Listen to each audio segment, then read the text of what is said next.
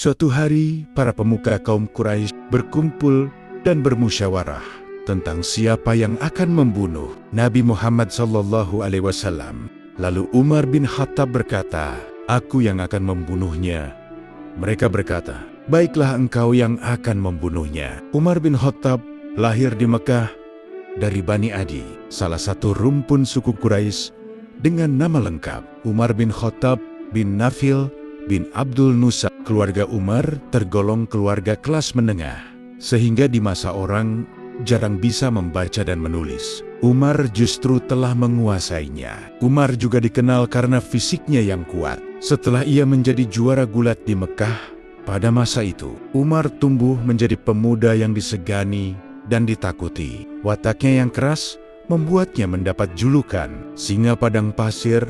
Tak hanya itu, begitu kerasnya perjuangan Umar dalam membela Islam dari agama tradisional bangsa Arab yang menyembah berhala serta menjaga adat istiadat mereka. Bahkan putrinya dikubur hidup-hidup demi menjaga kehormatan Umar. Dikatakan bahwa pada suatu saat Umar bermaksud membunuh Nabi Muhammad SAW. Pada saat itu ia berpapasan dengan seorang Muslim, Nuaim bin Abdullah, yang kemudian memberitahu bahwa saudara perempuannya juga telah memeluk Islam. Umar yang terkejut pun mengurungkan niatnya dan bergegas pulang ke rumah. Sesampainya di rumah, Umar menjumpai bahwa saudaranya sedang membaca ayat-ayat Al-Quran, surat Toha. Umar yang emosi pun memukul saudaranya. Bagaimana kisah selengkapnya? Tonton video ini sampai akhir dan jangan lupa bantu support channel Surga Firdaus dengan like, subscribe, dan tulis pendapat kalian di kolom komentar. Bismillah, mari kita mulai kisahnya. Sinar cahaya. Iman yang pertama kali menyentuh hati Umar adalah ketika dia melihat sejumlah perempuan kaum Quraisy meninggalkan negeri mereka dan bertolak menuju sebuah negeri yang jauh. Ummu Abdullah binti Hantamah berkata, "Ketika kami sedang bersiap untuk berhijrah ke negeri Habasyah, Umar menghampiri dan berdiri di hadapanku. Kami pernah mendapatkan perlakuan keras dan kasar darinya. Lalu dia berkata, 'Apakah ini persiapan untuk berangkat, wahai Ummu Abdullah?' Ummu Abdullah menjawab, 'Ya, demi Allah, kami harus keluar dari negeri ini. Kalian telah menyakiti dan berbuat kasar terhadap kami, hingga Allah Subhanahu wa Ta'ala memberikan jalan keluar untuk kami.'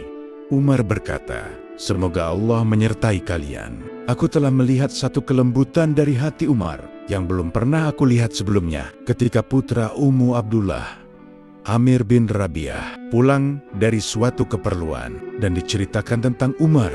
Dia berkata, 'Engkau seolah-olah ingin Umar masuk Islam.' Aku berkata, 'Iya.' Lalu Amir bin Rabi'ah berkata, 'Dia tidak akan masuk Islam sebelum khimar, peliharaan ayahnya, masuk Islam.' Suatu hari para pemuka kaum Quraisy berkumpul dan bermusyawarah tentang siapa yang akan membunuh Nabi Muhammad SAW. Lalu Umar bin Khattab berkata, 'Aku yang akan membunuhnya.' Mereka berkata, 'Baiklah, engkau yang akan membunuhnya.' Suatu hari yang amat panas, Umar keluar dari rumahnya dengan pedang terhunus di tangannya, bermaksud membunuh Rasulullah SAW dan beberapa sahabatnya, termasuk Abu Bakar, Ali dan Hamzah, yang masuk Islam dari kalangan laki-laki dan tinggal bersama Rasulullah SAW di Makkah dan belum berhijrah ke Habasyah. Umar tahu bahwa saat itu mereka sedang berkumpul di rumah seorang sahabat bernama Al-Arkam di bawah Gunung Syafa. Di tengah perjalanan, Umar berpapasan dengan Nuaim bin Abdullah Al-Nizam yang saat itu telah masuk Islam, tetapi menyembunyikan keislamannya karena khawatir akan diusir oleh kaumnya. Nuaim lalu bertanya kepada Umar, 'Hendak kemanakah engkau, wahai Umar?' Umar menjawab, 'Aku mau menemui Muhammad, orang yang telah meninggalkan agama kaumnya, mencerai-berai urusan kaum Quraisy, membuyarkan impian mereka, serta menghina agama dan Tuhan-Tuhan mereka. Aku akan membunuhnya.' Nuaim berkata, 'Alangkah buruk jalan yang engkau tempuh.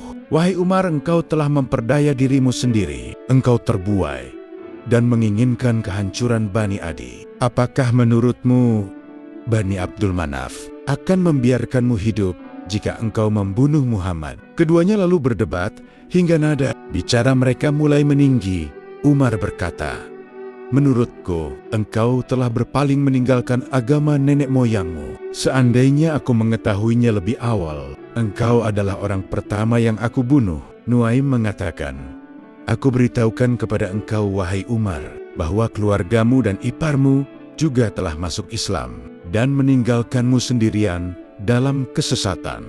Umar bertanya, siapakah keluargaku yang kau maksud? Nuaim menjawab, saudara iparmu yang juga sepupumu, Said bin Zaid bin Amr, dan saudara perempuanmu, Fatimah binti Khattab. Setelah mendengar bahwa saudara perempuannya, Fatimah, dan suaminya, Sa'id bin Zaid, telah masuk Islam, Umar pun naik pitam dan langsung menuju rumah mereka. Ketika Umar mengetuk pintu, sang adik dan suaminya bertanya, siapakah yang mengetuk pintu? Umar menjawab, Umar bin Khattab. Saat itu mereka sedang membaca sebuah lembaran bersama sahabat Nabi Sallallahu Alaihi Wasallam, Habab bin Al-Arak. Habab kemudian bersembunyi, sedangkan Fatimah dan suaminya berdiri, tetapi lupa menyembunyikan lembaran yang sedang mereka baca. Ketika Umar telah masuk, Fatimah melihat wajahnya penuh kemarahan dan segera menyembunyikan lembaran itu di bawah pahanya. Umar berkata, suara apakah yang tadi aku dengar dari kalian? Saat itu mereka sedang membaca surah Toha. Tidak ada suara apa-apa kecuali obrolan kami berdua. Jawab mereka, pasti kalian telah murtad, kata Umar dengan geram. Saudara ipar Umar menjawab, wahai Umar, bagaimana pendapatmu jika kebenaran bukan berada pada agamamu? Mendengar jawaban tersebut, Umar langsung memukul iparnya dengan keras hingga terjatuh, bahkan duduk di atas dadanya. Fatimah berusaha menarik Umar dari suaminya, tetapi dia pun ditampar dengan keras hingga wajahnya berdarah. Fatimah berkata kepada Umar dengan penuh amarah, wahai musuh Allah, apakah engkau memukulku karena aku mengesahkan Allah? Umar menjawab, iya benar.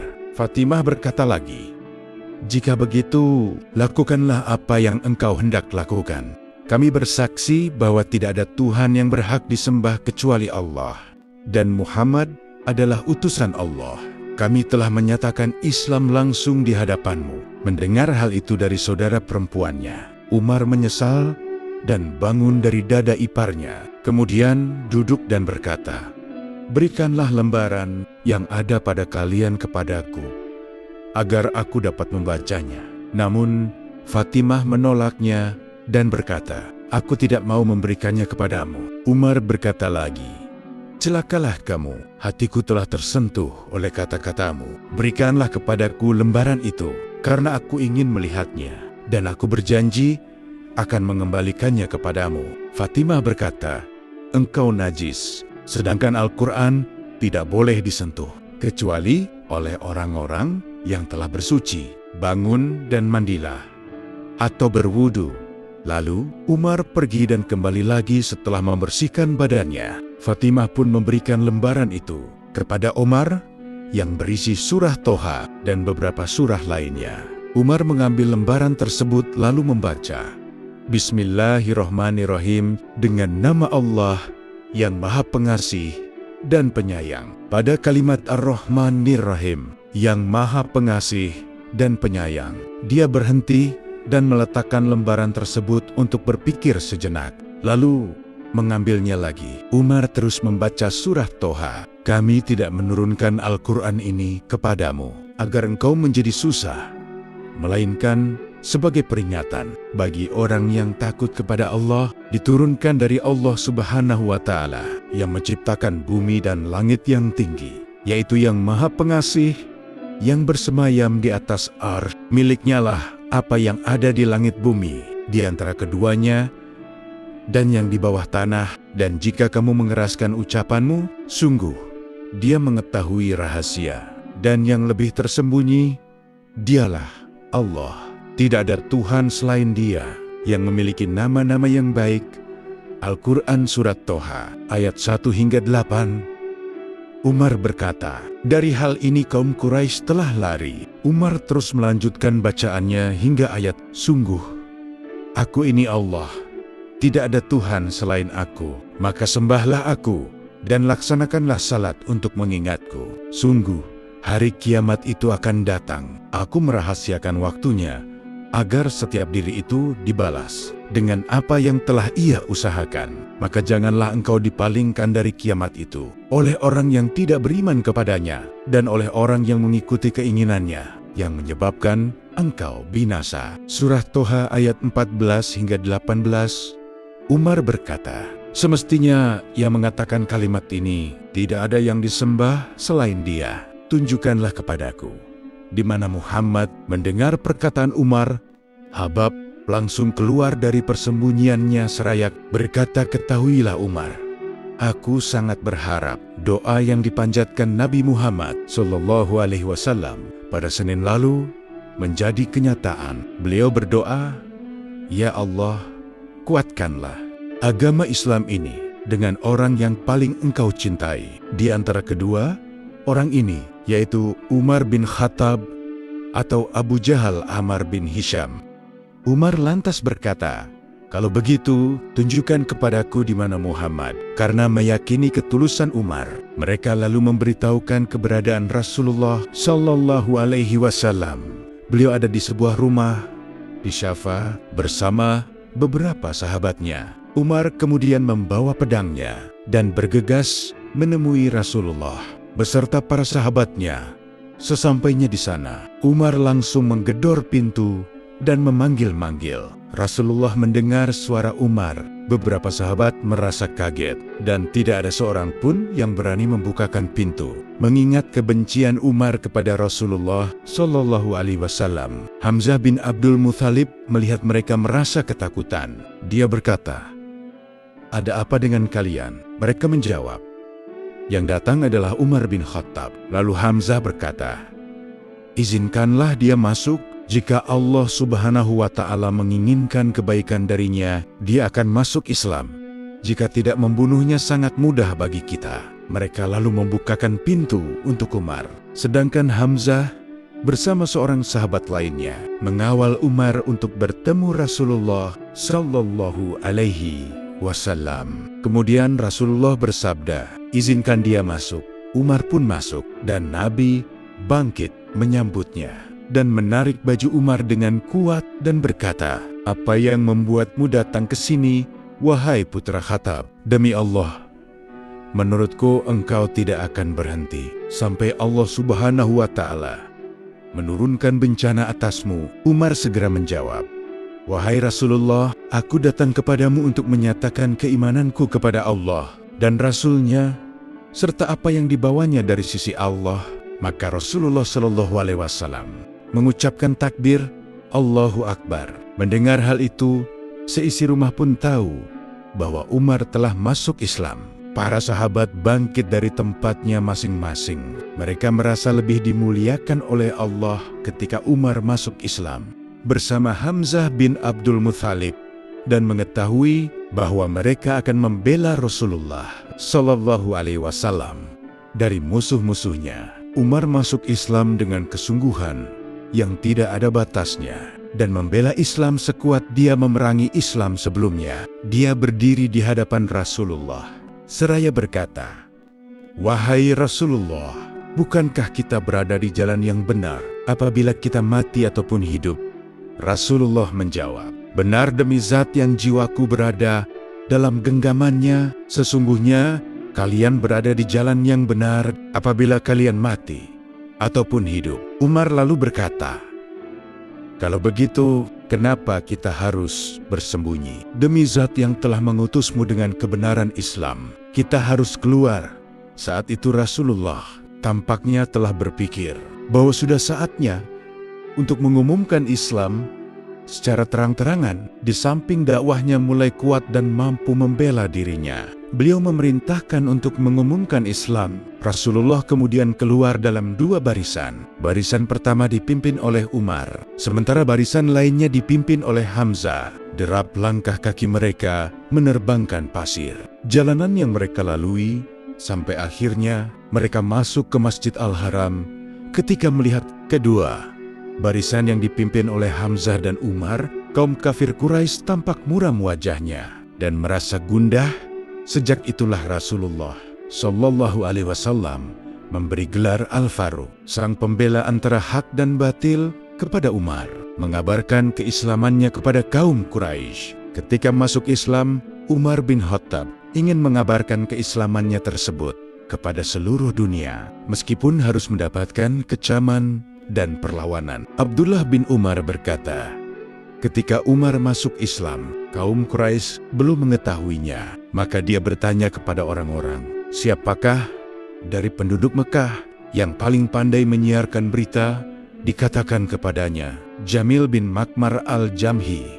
Umar lalu menemuinya, sedangkan aku ikut bersamanya dari belakang dan melihat apa yang akan dilakukannya. Aku adalah seorang anak kecil yang sadar atas apa yang aku lihat dan dengar. Umar mendatanginya dan berkata, wahai Jamil, aku telah masuk Islam. Demi Allah.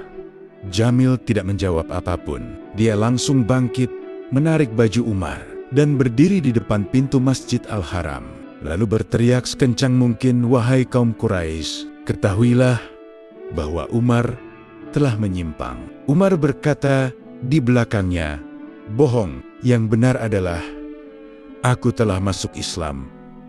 Aku telah bersaksi bahwa tidak ada Tuhan yang berhak disembah selain Allah, dan Muhammad adalah utusannya. Kaum Quraisy yang berada di sana langsung menyerang Umar. Umar menyerang Utbah bin Rabi'ah hingga terjatuh, lalu memukulnya dan mencongkel kedua matanya hingga membuat Utbah merasa kesakitan dan berteriak. Maka orang-orang pun menyingkir dari Umar. Mereka terlibat perkelahian sampai tengah hari dan merasa kelelahan. Umar lalu duduk seraya berkata, silakan lakukan apa saja yang kalian mau.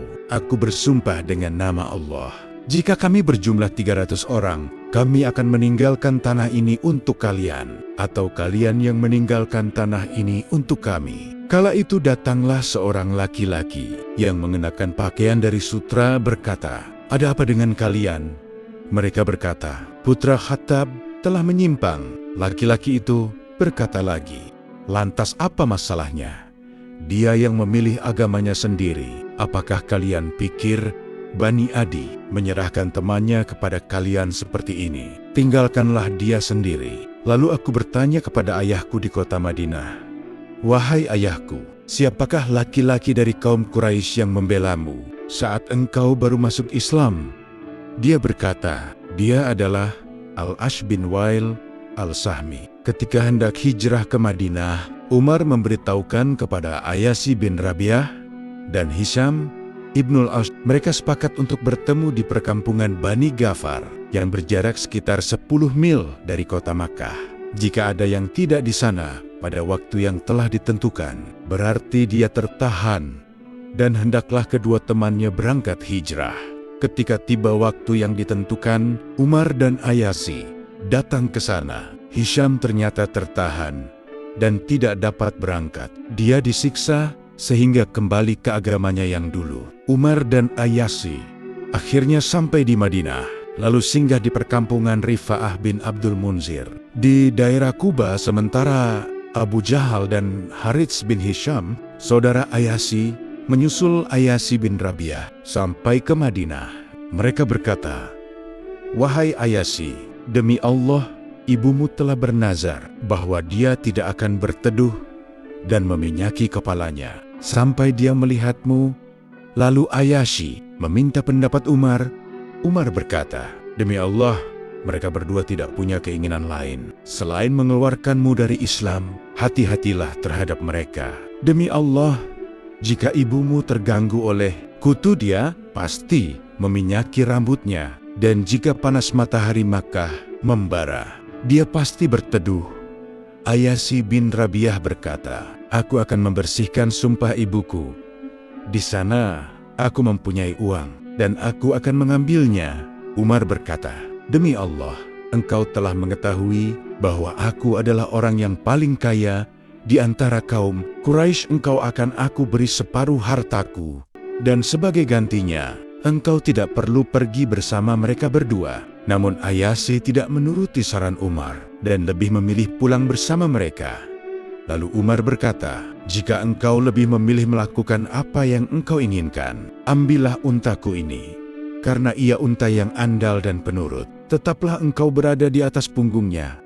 Jika engkau melihat sesuatu yang mencurigakan, selamatkanlah dirimu dengan unta ini. Ketika mereka bertiga tiba di Bajanan, sebuah gunung di dekat kota Makkah, Abu Jahal berkata, demi Allah, wahai saudaraku, sungguh, untaku ini berjalan sangat lambanlah, tidak bisa membawaku mengejar untamu. Ayyasih berkata, ya betul juga. Kemudian Ayyasih menghentikan untanya dan turun. Begitu pula Abu Jahal dan Harits. Ketika mereka sama-sama turun, keduanya lalu mengikatnya, membawanya masuk ke Makkah dan menyiksanya. Mereka berkata, hai penduduk Makkah, seperti inilah yang harus kalian lakukan terhadap orang-orang yang bodoh di antara kalian. Lalu mereka memenjarakan Ayyasih. Dari Abdullah bin Abbas yang berkata, Ali bin Abi Thalib berkata kepadaku, aku tidak mengetahui seorang pun yang hijrah, melainkan dengan sembunyi-sembunyi, kecuali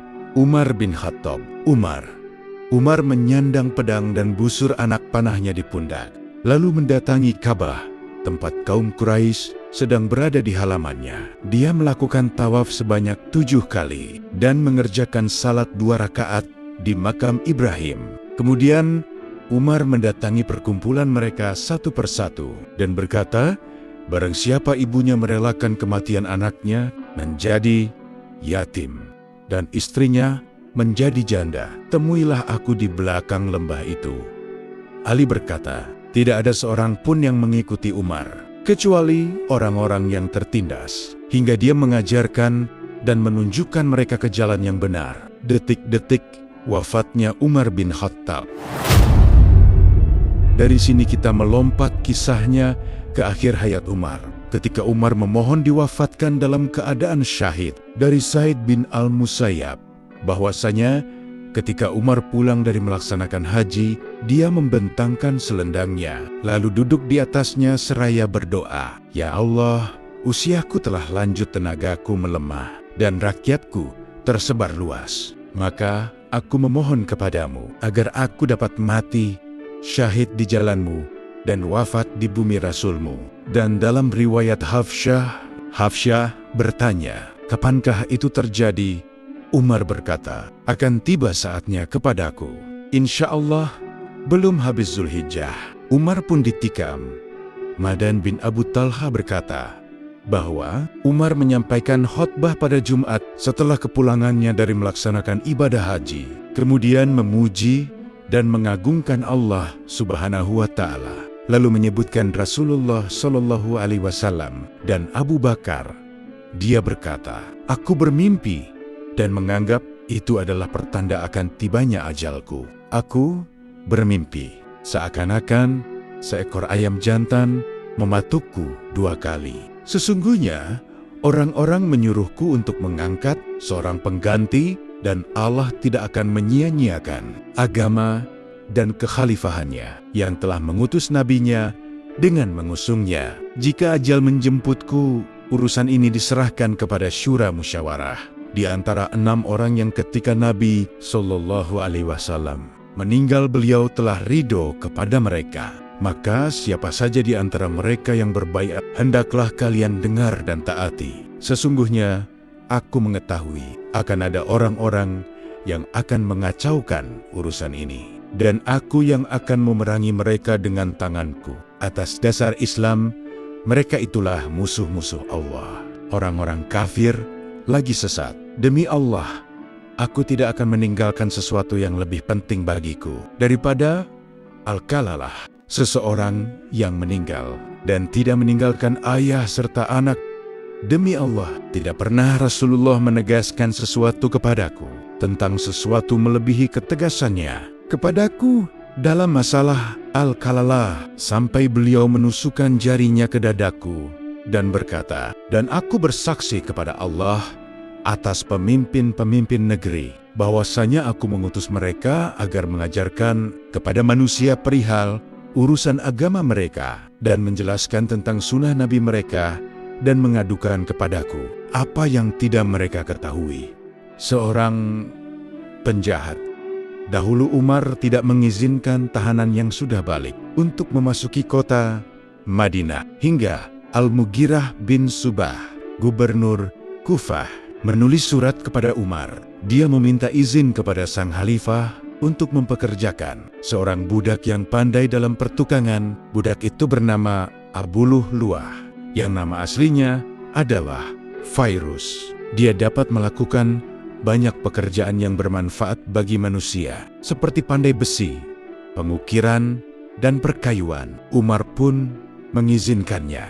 Al-Mughirah mengirimkan Fairuz ke Madinah. Setiap hari, dia memungut 4 dirham dari Fairuz. Dia juga diwajibkan untuk membayar 100 dirham per bulan, sebab dia membuat banyak batu penggilingan. Kemudian, budak itu menemui Umar untuk mengadu. "Wahai Amirul Mukminin, Al-Mughirah membebaniku dengan pekerjaan berat dan membuatku sangat sibuk. Berbicaralah kepadanya agar dia meringankan tugasku dan pajak." Umar bertanya, "Pekerjaan apa yang dapat engkau lakukan?" Fairuz menceritakannya kepada Umar. Umar berkata, "Pajak itu tidak terlalu besar untukmu. Bertakwalah kepada Allah dan berbuat baiklah kepada majikanmu." Sebenarnya Umar berniat menemui Al-Mughirah agar meringankan beban Fairuz. Fairuz pergi dengan marah dan berkata, "Semua orang mendapat keadilan darinya, kecuali aku. Dia sangat buruk. Jika memandang para tahanan, anak kecil dia datang mengusap kepala mereka dan menangis. Umar telah menyakitiku." Fairuz berniat membunuh Umar. Dia pun membuat pisau besar dengan 2 mata yang diberi racun. Fairuz memperlihatkannya kepada Al-Hurmuzan seraya berkata, "Bagaimana pendapatmu tentang pisau ini?" Dia berkata, "Tidaklah engkau menebaskannya kepada seseorang, melainkan dia pasti tewas." Pada suatu hari, Umar berpapasan dengan Fairuz. Lalu dia berkata, "Bukankah engkau pernah mengatakan akan membuat penggilingan yang digerakkan oleh angin?" Budak itu berpaling dari Umar dengan muka masam dan berkata, "Aku akan membuatkanmu penggilingan yang akan menjadi buah bibir masyarakat." Setelah berlalu, Umar berkata kepada orang-orang yang menyertainya. Saat itu Umar sedang bersama sekelompok orang. "Apakah budak itu mengancamku?" Amar bin Maimun berkata, "Tidak ada jarak antara aku dan Umar, kecuali bin Abbas." Ketika Umar terluka, sudah menjadi kebiasaan Umar, jika masuk masjid, dia berdiri di antara barisan salat dan berkata, "Luruskan barisan kalian." Jika telah lurus dan tidak ada lagi celah di antara mereka, dia akan maju sebagai imam dan mulai bertakbir. Mungkin saat itu dia membaca surah Yusuf Al-Nahl atau surah lain pada rakaat pertama. Lalu aku mendengar Umar berkata, "Aku telah dibunuh oleh anjing," atau "Aku telah dimakan oleh anjing." Dia ditikam di bagian bahu dan pinggangnya. Ada yang mengatakan orang itu menikam Umar di bagian punggung sebanyak 6 tikaman. Setelah itu melarikan diri. Tidaklah dia melewati orang-orang di kiri dan kanannya, kecuali dia menebaskannya hingga melukai 13 orang, dan 9 diantaranya meninggal dunia. Ada juga yang mengatakan 7 orang. Tatkala Abdurrahman bin Auf melihat hal itu, dia melemparkan mantel lebar ke tubuh Abu Lu'lu'ah untuk menangkapnya. Ketika yakin dirinya akan tertangkap, Abu Lu'lu'ah pun membunuh dirinya sendiri. Umar kemudian memegang tangan Abdurrahman bin Auf dan menyuruhnya untuk maju menggantikannya sebagai imam. Orang-orang yang berada di sekitar Umar melihat dengan jelas kejadian yang aku lihat, sementara orang-orang yang salat di sudut-sudut masjid tidak mengetahui peristiwa yang terjadi, kecuali tidak mendengar suara Umar, hingga mereka pun mengucap, "Subhanallah, Subhanallah." Lalu Abdurrahman bin Auf mengimami mereka salat dengan bacaan yang pendek. Abdullah bin Abbas mengisahkan, "Aku masih berada di rumah Umar ketika dia belum sadarkan diri hingga matahari terbit. Lalu ada seseorang berkata, kalian tidak akan bisa menyadarkan Umar, kecuali dengan mengajaknya salat. Lalu orang-orang pun berseru, salatlah wahai Amirul Mukminin. Maka Umar pun akhirnya siuman, dan langsung berkata, salat kada. Lalu dia menghadapkan pandangannya kepada kami, dan bertanya, apakah orang-orang sudah melaksanakan salat? Sudah, jawabku. Umar berkata lagi, tidak ada hak di dalam Islam bagi seseorang yang meninggalkan salat. Maka Umar pun segera melaksanakan salat, meski lukanya terus mengeluarkan darah. Dia kemudian berkata, wahai bin Abbas, pergilah dan cari tahu siapa orang yang telah menikamku. Aku segera keluar rumah, dan ternyata orang-orang sudah berkumpul, tetapi mereka belum mengetahui keadaan Umar. Aku pun bertanya kepada mereka, apakah kalian tahu siapa yang telah menikam Amirul Mukminin? Mereka menjawab, yang menikamnya adalah musuh Allah, Abu Lulu'ah, budak Al-Mughirah bin Syubah. Dia juga menikam beberapa orang yang lainnya, lalu membunuh dirinya sendiri. Aku pun kembali, dan Umar langsung menatapku. Sambil menunggu informasi yang aku bawa, aku pun berkata, dia adalah budak Al-Mughirah bin Syubah. Umar berkata, segala puji bagi Allah Subhanahu wa Ta'ala yang menjadikan kematianku di tangan seorang laki-laki yang mengaku beriman dan belum pernah bersujud kepada Allah, walau sekali saja, sedangkan orang Arab tidak mungkin membunuhku. Lalu Umar berkata lagi, sungguh dahulu engkau dan ayahmu suka bila orang kafir non-Arab banyak berkeliaran di Madinah. Abbas adalah orang yang paling banyak memiliki budak. Aku pun berkata, jika engkau menghendaki, aku akan kerjakan apapun maksudku. Jika engkau menghendaki, kami akan membunuhnya.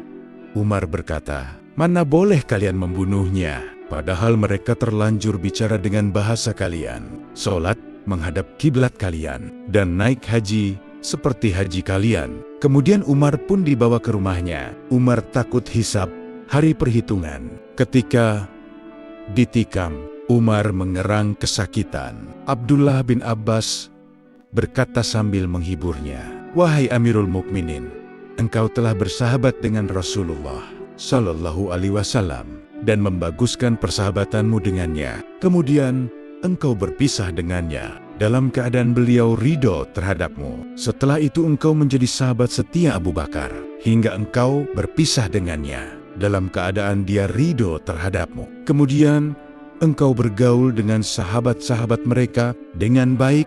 Jika engkau meninggalkan mereka, mereka akan ridho terhadapmu. Umar berkata, adapun yang telah engkau sebutkan mengenai persahabatanku dengan Rasulullah dan ridho beliau terhadap diriku, itu merupakan karunia Allah Subhanahu wa Ta'ala terhadapku. Dan yang telah engkau sebutkan mengenai persahabatanku dengan Abu Bakar Al-Siddiq dan keridoannya terhadapku, itu pun merupakan karunia Allah terhadapku. Sementara yang engkau lihat tentang kekhawatiranku itu, seluruhnya disebabkan tanggung jawabku terhadapmu dan para sahabatmu. Demi Allah, andai saja aku memiliki emas sepenuh dunia, pasti akan aku tebus diriku dengannya dari azab Allah. Sebelum aku melihat azab itu, pergantian khalifah sebelum Umar wafat, Sa'id bin Zaid berkata, tentukanlah siapa penggantimu. Umar berkata, aku tidak melihat seorang pun yang lebih berhak untuk urusan ini daripada 6 orang yang ketika Rasulullah Sallallahu Alaihi Wasallam wafat beliau telah ridho kepada mereka. Mereka adalah Utsman bin Affan, Ali bin Abi Thalib, Sa'ad bin Abi Waqqas, Abdurrahman bin Auf, Talhah bin Ubaidillah, dan Zubair bin Al-Awam. Umar berkata lagi, sekiranya ada satu dari kedua orang ini masih hidup, aku akan serahkan urusan ini kepadanya. Dan aku merasa yakin dengan kekhalifahannya, yaitu Salim Maula, Abu Hudzaifah, dan Abu Ubaidah bin Jarrah. Jika Tuanku menanyakan tentang Abu Ubaidah, aku akan menjawab bahwa aku pernah mendengar nabimu bersabda, sesungguhnya dia adalah orang kepercayaan umat ini. Jika dia menanyakan tentang Salim, aku akan menjawab bahwa aku mendengar nabimu bersabda, sesungguhnya Salim sangat besar cintanya kepada Allah Subhanahu wa Ta'ala. Al-Mughirah bin Syubah berkata kepada Umar, "Aku sarankan kepada engkau satu orang, yaitu Abdallah bin Umar." Umar berkata, "Celaka kamu. Demi Allah, aku tidak meminta kepada Allah akan hal ini. Aku tidak memiliki kecakapan apa-apa dalam mengurusi masalah kalian. Aku adalah orang yang tidak bersyukur, sehingga aku ingin agar jabatan kekhalifahan diduduki oleh seorang dari keluargaku. Jika kursi kekhalifahan ini adalah kebaikan, aku telah memperolehnya. Dan jika hal ini suatu keburukan, cukuplah salah seorang dari keluarga Umar yang akan dihisab dan ditanya kelak tentang permasalahan umat Muhammad Sallallahu Alaihi Wasallam. Aku sudah berupaya semampuku dan telah mengharamkan jabatan itu atas keluargaku. Jika aku selamat dari siksa, tidak menanggung dosa, dan tanpa memperoleh pahala, hal itu sudah cukup membuatku senang." Umar meminta izin kepada Aisyah untuk dikuburkan di rumahnya. Umar berkata kepada putranya, Abdullah bin Umar, "Bergegaslah kepada Ummul Mukminin Aisyah dan katakanlah bahwa Umar mengucapkan salam, jangan sebut Amirul Mukminin, sebab hari ini aku bukan lagi pemimpin mereka. Katakanlah kepadanya bahwa Umar bin Khattab meminta dimakamkan bersama dua sahabatnya, Rasulullah dan Abu Bakar Al-Siddiq." Abdullah pun mendatangi Aisyah seraya mengucapkan salam dan meminta izin untuk masuk. Lalu dia mendapati Aisyah tengah duduk menangis. Dia berkata, "Umar bin Khattab menyampaikan salam untukmu dan meminta agar bisa dikuburkan bersama dua sahabatnya." Aisyah menjawab, "Sebenarnya aku ingin memakainya sendiri, tetapi hari ini aku akan mengutamakan dirinya daripada diriku."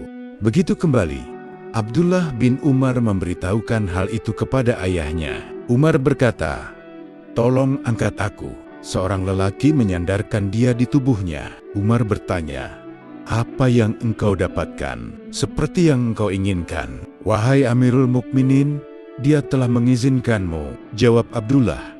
Umar berkata, "Alhamdulillah, tidak ada yang lebih aku pikirkan daripada itu. Jika aku meninggal, bawalah aku kepadanya. Ucapkan salam dan katakanlah bahwa Umar bin Khattab meminta izin masuk. Bila dia memberi izin, masukkan tubuhku. Jika tidak, kuburkanlah aku di pemakaman umum. Sesungguhnya aku takut bahwa dia mengizinkanku karena kasihan. Ketika Umar diusung, kaum muslim seolah tidak pernah mendapatkan duka yang sangat mendalam, kecuali pada hari itu." Lalu Aisyah mengizinkan Umar untuk dikuburkan bersama Nabi Muhammad Sallallahu Alaihi Wasallam dan Abu Bakar radhiyallahu anhu. Demikianlah kisah Umar bin Khattab ketika masuk Islam dan detik-detik kematiannya. Semoga bisa memetik hikmah pembelajarannya untuk kita semua. Dan jangan lupa untuk bantu support channel Surga Firdaus dengan like, subscribe, dan tulis pendapat kalian di kolom komentar. Tentang kisah ini, akhir kata, wassalamualaikum warahmatullahi wabarakatuh.